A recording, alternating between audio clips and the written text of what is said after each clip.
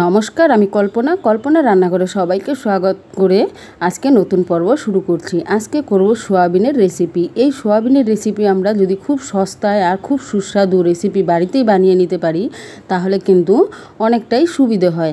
এখানে সোয়াবিনের রেসিপিটা যেভাবে করছি তোমরা অবশ্যই ভিডিওটা দেখো, তাহলে কিন্তু বুঝতে পারবে। এই সোয়াবিনগুলো কিন্তু বাজার থেকে আমরা নিয়ে এসেছি, কিন্তু এটার মধ্যে অনেক ধরনের ধুলোবালি অনেক কিছুই থাকে যেটা আমাদের কিন্তু চোখের আড়ালে থাকে, সেটা কিন্তু আমরা খুব সহজেই দেখতেও পাই না। তো এইভাবে যদি সয়াবিনটা তোমরা সেদ্ধ করে নাও জলের মধ্যে, তাহলে কিন্তু এর মধ্যে যত কিছুই আছে সেটা কিন্তু বেরিয়ে যাবে, আর এটা যতটা ফুলবে ততটাই কিন্তু খেতে ভালো লাগবে। তো এইভাবে আমি 3 থেকে 4 মিনিটের মতো সোয়াবিনটাকে খুব ভালো করে সেদ্ধ করে নিয়েছি।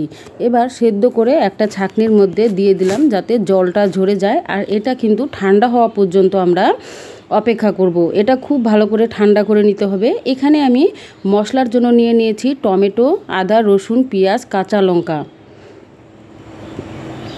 সোয়াবিনটা কিন্তু জলটা খুব ভালো করে আমি ঝরিয়ে নিয়েছি। এবার দিয়ে দিলাম সামান্য একটু লবণ, পরিমাণ মতো হলুদ, জিরার গুঁড়ো, ধনিয়ার গুঁড়ো, লঙ্কার গুঁড়ো। এবার মশলাগুলোকে খুব ভালো করে মেখে নিব। আর ঘরেই দই পেতেছিলাম, সেই দই দিয়ে দিব অল্প, আর 2 টেবিল স্পুনের মতো দিয়ে দিব সরিষার তেল। এবার খুব ভালো করে এগুলোকে মেখে নিতে হবে, কেননা এটা যত ভালো করে মাখা হবে ততটাই কিন্তু খেতে খুব সুস্বাদু হবে। তোমরা অনেকভাবে সোয়াবিন করে থাকো, তো এইভাবে যদি একবার করে খাও তাহলেই বুঝতে পারবে একদমই অন্যরকম নতুন রেসিপি। অবশ্যই তোমরা ভিডিওটা পুরোটাই দেখবে, তাহলে কিন্তু টিপস সহ সব কিছুই এই ভিডিওর মধ্যে পেয়ে যাবে।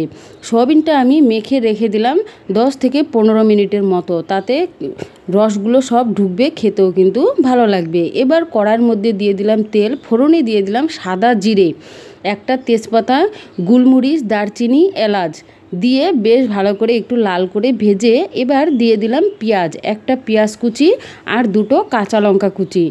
এবার ফোড়নটা খুব সুন্দর করে লাল করে ভেজে নিব। বন্ধুরা, তোমরা যদি নতুন হয়ে থাকো চ্যানেলটা সাবস্ক্রাইব করে দিও, আর বেল আইকনে প্রেস করে দিও, তাহলে কিন্তু সবার আগে নোটিফিকেশন তোমার কাছে চলে যাবে।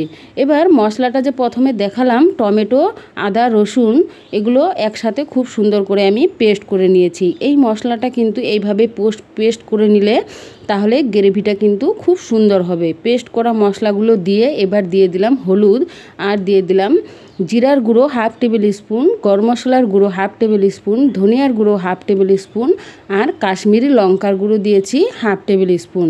এবার মশলাটাকে ততক্ষণ কষাবো যতক্ষণ না এর থেকে তেলটা বেরিয়ে আসছে। এই মশলাটা কষাতে একটু টাইম লাগবে, তো ধৈর্য সহকারে এই মশলাটা কষাতে হবে। আমি 2 মিনিটের জন্য ঢেকে দিলাম, তাহলে মশলাটা কিন্তু খুব ভালোভাবে সেদ্ধ হবে, আর এই মশলাটা কিন্তু খেতেও কিন্তু ভালো লাগবে। তো 2 মিনিট পরে দেখো ঢাকা উঠিয়ে আবারও নেড়ে চেড়ে দিচ্ছি।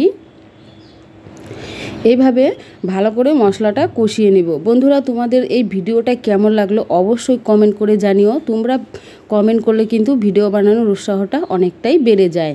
এখানে যেহেতু আমি দই দিয়েছি, টমেটো দিয়েছি, টকের পরিমাণটা কিন্তু অনেকটাই হবে। এর জন্য এখানে টকটা ব্যালেন্স করার জন্য 1 টেবিল স্পুন দিয়ে দিলাম চিনি, তাহলে কিন্তু খেতেও ভালো লাগবে আর স্বাদটাও কিন্তু অনেক গুণ বেড়ে যাবে। তো এখানে চিনিটা দিয়ে বেশ ভালো করে নেড়ে চেড়ে মশলাটা কষিয়ে নিচ্ছি। মশলাটা এইভাবে কষানোর পর তুমি নিজেই বুঝতে পারবে তেলটা যখন উঠে আসবে তার মানে মশলাটা কষানো হয়ে গিয়েছে। এবার সোয়াবিনগুলো যে মেখে রেখেছিলাম সোয়াবিনগুলো দিয়ে দিলাম। সোয়াবিনগুলো দিয়ে এবার আবারও কিন্তু বেশ ভালো করে কষিয়ে নিতে হবে। এটা কিন্তু মাংসর থেকেও কম না, তোমরা অবশ্যই এটা রান্না করলে মাংস খাওয়া ভুলে যাবে, এতই সুস্বাদু হয়। আর এটা কিন্তু পুষ্টিগুণে ভরপুর। আমাদের মাছ মাংসর পরিবর্তে কিন্তু তারপরে কিন্তু সোয়াবিনের কথাই আসে। সোয়াবিনটা কিন্তু প্রচুর পরিমাণে ভিটামিন থাকে, তো এটা কিন্তু প্রোটিনে ভরপুর।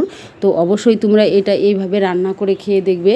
আমি এখানে দিয়ে দিলাম পরিমাণ মতো লবণ কিন্তু আগে আমি অল্প দিয়েছিলাম। এবার আমি তরকারিটার জন্য পুরোটার জন্য আবারও 1/2 টেবিল স্পুন লবণটা দিয়ে দিলাম। লবণটা দিয়ে বেশ ভালো করে কষিয়ে নিতে হবে, কেননা যেহেতু এটা সোয়াবিনটা আমি ভাজিনি তার জন্য এটা কষানো একটু টাইম লাগবে। মশলা যাতে খুব ভালোভাবে ঢুকে যায় সোয়াবিনের মধ্যে, সেই জন্য খুব সুন্দর করে আস্তে আস্তে করে কষাতে হবে। গ্যাসের ফ্লেমটা এখানে কিন্তু মিডিয়ামে করা আছে, দেখো মিডিয়ামে রেখেই আমি মশলাটা খুব ভালো করে সয়াবিনের সাথে কষিয়ে নিচ্ছি। বন্ধুরা, ভিডিওটা কেমন হয়েছে অবশ্যই কমেন্টে জানিও। ভালো লাগলে লাইক কমেন্ট শেয়ার করে দিও, আর পুরো ভিডিওটা অবশ্যই দেখবে, তাহলে কিন্তু বুঝতে পারবে। অনেকের নতুন আছে যে কিভাবে রান্না করবে, কিভাবে সুস্বাদু হবে, তো সেটাই কিন্তু এই ভিডিও দেখলেই অবশ্যই রান্না করে নিতে পারবে। দেখো খুব ভালো করে কিন্তু এইভাবে কষিয়ে নিচ্ছি।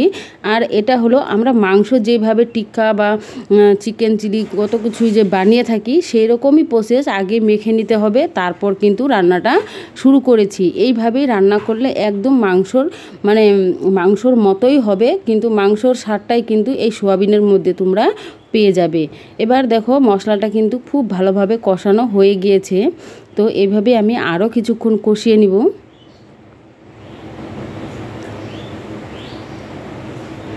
যত ভালোভাবে কষানো হবে খেতে কিন্তু ততটাই ভালো হবে। আর অবশ্যই কাঁচা লঙ্কাটা দিয়ে রান্না করবে, তাহলে কিন্তু এর স্বাদটা কিন্তু বেশ ভালো আসবে। তোমরা ভাববে যে শুকনো লঙ্কা দিয়ে করবে, শুকনো লঙ্কা দেখতে ভালো কিন্তু খেতে কিন্তু তেমন একটা টেস্ট হয় না। কাঁচা লঙ্কা দিলে এর গন্ধটা আর এর স্বাদটাই কিন্তু অন্যরকম হয়। তো কাঁচা লঙ্কা দিয়েই তোমরা এই রান্নাটা একবার করে খেয়ে দেখবে।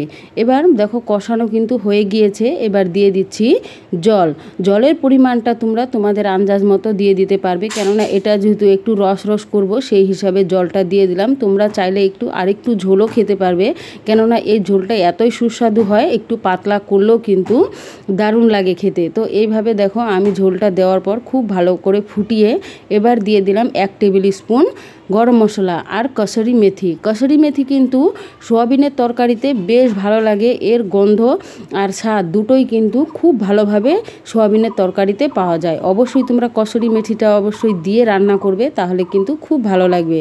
আর যদি হাতের কাছে কসুরি মেথি না থাকে, তাহলে কিন্তু ধনিয়া পাতা দিয়েও কিন্তু এই রান্নাটা করে নিতে পারবে। দেখো যেহেতু এই রান্নাটা আমার হয়ে গিয়েছে, এরকম ঝোলটাই আমি করব, এর থেকে বেশি গাঢ় করব না, তাহলে কিন্তু অনেকটাই শুকনো হয়ে যাবে। এই রেসিপিটা তোমরা ভাত রুটি সব কিছুর সাথেই খেতে পারবে। আমি একটা বাটিতে সার্ভ করে দেখাচ্ছি। বন্ধুরা, কেমন লাগলো ভিডিওটা তোমরা অবশ্যই কমেন্ট করে জানিও, আর যদি ভালো লাগে লাইক কমেন্ট শেয়ার করে দিও। ধন্যবাদ সবাইকে।